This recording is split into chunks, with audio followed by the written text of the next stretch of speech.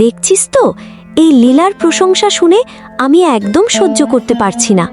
যেভাবেই হোক ওর সুনাম কমাতে হবে। ঠিক বলেছ দিদি, কিছু একটা করতে হবে যেন মা বাবুজির চোখে লীলা খারাপ হয়ে যায়।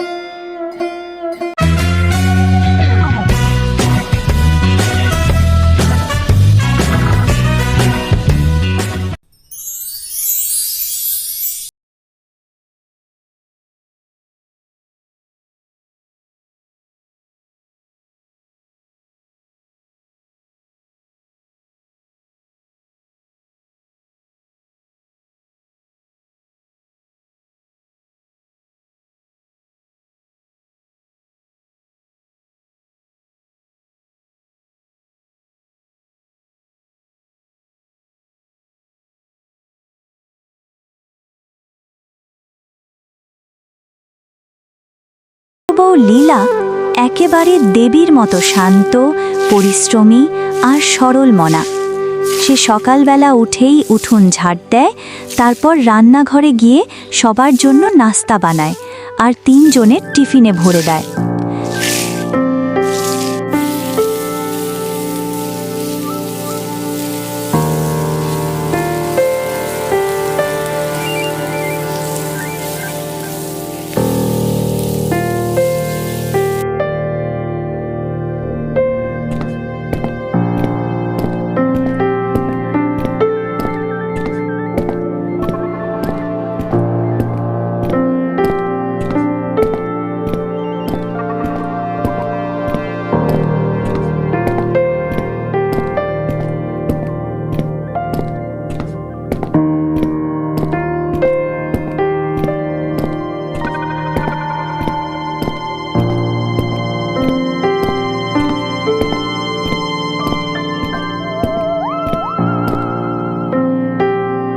মা লীলা, তুই তো সত্যি ঈশ্বরের আশীর্বাদ রে মা। ঠিকই বলেছ গো, এই মেয়েটা দিন রাত এক করে কাজ করে, আর বাকিরা ডাল রুটিও ঠিকমতো রান্না করে না।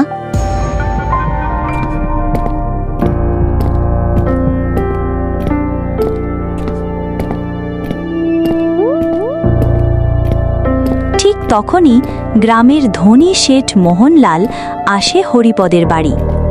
ওরা দুজন পুরনো বন্ধু। হরিপদ ভাই, এখন আপনার বয়স অনেক হয়েছে। আজ আমি অনেকের ওসিয়াতনামা তৈরি করিয়েছি। আপনারও বেশ কিছু জমি জমা আছে। সন্তানের ভবিষ্যৎ ভেবে কিছু ঠিক করুন।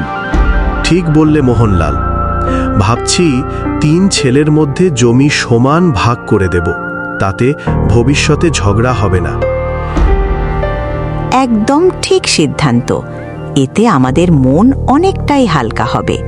এই কথোপকথন দুয়ারের আড়াল থেকে শুনছিল চন্দনা আর পারুল। দুজনের চোখে তখন লোভের ঝিলিক। শুনছিস পারুল, ওই বুড়োটা সম্পত্তির ভাগ করতে চলেছেন। এখন থেকে যদি আমরা ওদের একটু সেবা করার নাটক করি, তাহলে আমাদের স্বামীদের ভাগে বেশি জমি আসবে।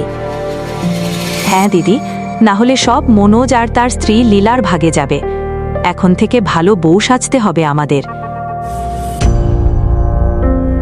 তখনই লীলা রান্নাঘরে চা বানাচ্ছিল। চন্দনা তাড়াতাড়ি ঢুকে গিয়ে চা আর সমোসা নিয়ে বাইরে গেল।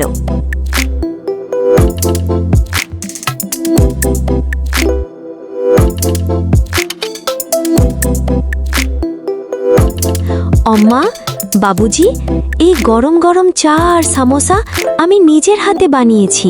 শ্যামা আর হরিপদ হতবাক হয়ে তাকায়। বাহ, সত্যিই আমাদের ভাগ্য খুলে গেছে। সূর্য আজ পশ্চিম দিক দিয়ে উঠেছে মনে হয়।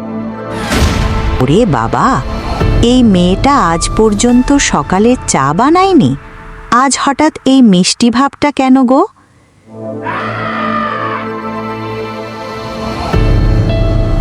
ওদিকে মাঝের বউ পারুল রান্নাঘরে মুরগির ঝোল রান্না করছে।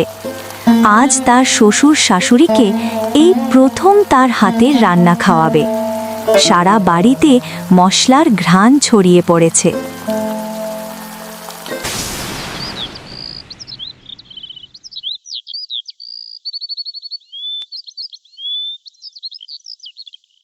দিন যেতে লাগল। চন্দনা আর পারুল এখন সুযোগ পেলেই শ্বশুর শাশুড়িকে খুশি করার চেষ্টা করে। কেউ সকালে পা টিপে দেয়, কেউ আবার হাসি মুখে কিছু লাগবে নাকি সেটার খবর নেয়। অম্মা, আপনি তো সারাদিন এত কষ্ট করেন, বসুন না, আমি পা টিপে দিই। আরে আজকাল কি যে হয়েছে মেয়েটার, এমন তো কখনো করেনি। ওদিকে ছোট বউ লীলা প্রতিদিনের মতো নিজের কাজ করে যায়, কিন্তু কারোর সামনে নিজেকে দেখায় না। সে শুধু চায় ঘরটা শান্তিতে থাকুক। একদিন দুপুরে হরিপদ খেতে বসেছে। লীলা গরম ভাত, ডাল আর তরকারি দিয়ে দিচ্ছে। বাহ লীলা মা, তোর হাতের রান্নার তুলনা হয় না। ঠিক বলেছ গো, এই মেয়েটার মতো পরিশ্রমী কেউ নয়। ওদিকে চন্দনা আর পারুল চুপচাপ বসে আছে। তাদের মুখে হিংসা জেগে উঠল। দেখছিস তো, এই লীলার প্রশংসা শুনে আমি একদম সহ্য করতে পারছি না। যেভাবেই হোক ওর সুনাম কমাতে হবে। ঠিক বলেছ দিদি, কিছু একটা করতে হবে যেন মা বাবুজির চোখে লীলা খারাপ হয়ে যায়।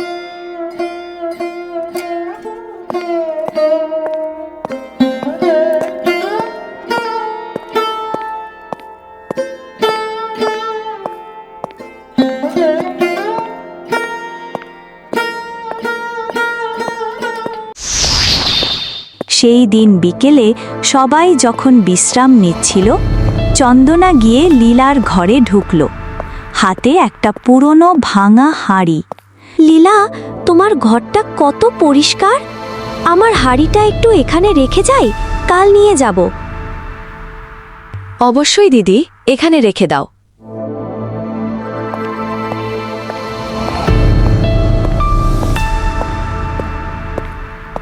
কিন্তু সেই হাঁড়ির ভেতর ছিল এক মরা ইঁদুর। চন্দনা আর পারুল মিলে চালাকি করে সেটা রেখে চলে গেল।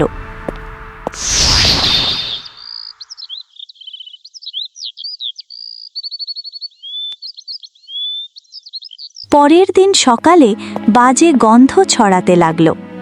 শ্যামা রেগে আগুন হয়ে উঠল। এ কি কাণ্ড, এই গন্ধ কার ঘর থেকে আসছে? সবাই খুঁজতে খুঁজতে পৌঁছল লীলার ঘরে।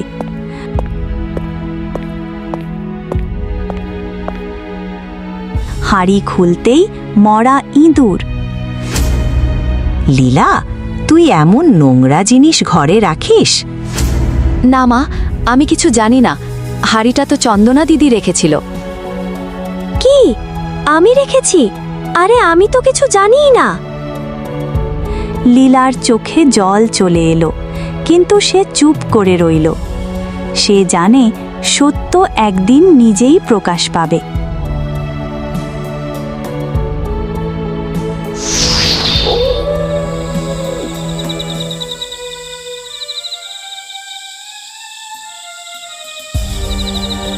সেই রাতেই হরিপদ আর শ্যামা দুজন মিলে সিদ্ধান্ত নিল।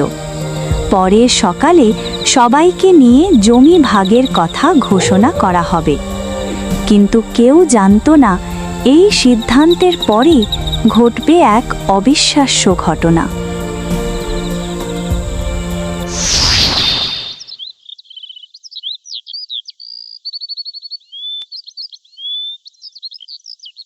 পরের দিন সকালে হরিপদ আর শ্যামা সবাইকে ডাকলেন। উঠোনে সবাই জড়ো হলো। হরিপদ গম্ভীর মুখে বললেন, আজ আমি আমার জমিজমা তোমাদের 3 ছেলের মধ্যে সমান ভাগে ভাগ করে দেব।